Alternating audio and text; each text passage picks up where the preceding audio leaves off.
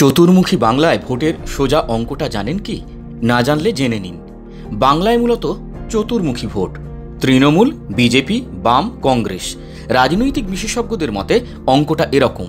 এবার কিছু আসন ছাড়া রাজ্যে মূলত তৃণমূল বনাম বিজেপি লড়াইয়ের বাতাবরণ।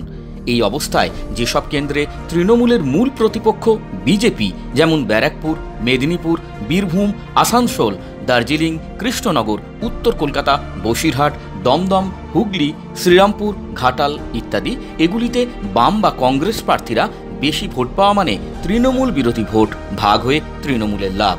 আবার যেসব আসনে তৃণমূলের সঙ্গে টক্কর দেবে কংগ্রেস বা বামেরা, যেমন রায়গঞ্জ, মালদার 2 আসন, মুর্শিদাবাদের 3 আসন, যাদবপুর, এসব জায়গায় বিজেপি যদি বেশি ভোট কাটে তাহলে তৃণমূল খুশি হবে, অর্থাৎ বিরোধী ভোট বিভাজনের পূর্ণ সুবিধা পাবে তৃণমূল। তৃণমূলের লাভ কিসে? প্রথমত, মমতা বন্দ্যোপাধ্যায়ের সমর্থক ভোটের ঐক্য। দ্বিতীয়ত, বিরোধী ভোট বিভাজন। তৃণমূলের চিন্তা কিসে? যদি তৃণমূল বিরোধিতার প্রাথমিকতা থেকে কেন্দ্রওয়ারি বিরোধী ভোট জেতার সম্ভাবনাপূর্ণ একটি প্রার্থীতে কেন্দ্রীভূত হয় তৃণমূলের চিন্তার, তবে ডায়মন্ড হারবার বা ঘাটাল তৃণমূল একাই 50% বেশি ভোট পেয়ে জেতার প্রবণতা স্পষ্ট।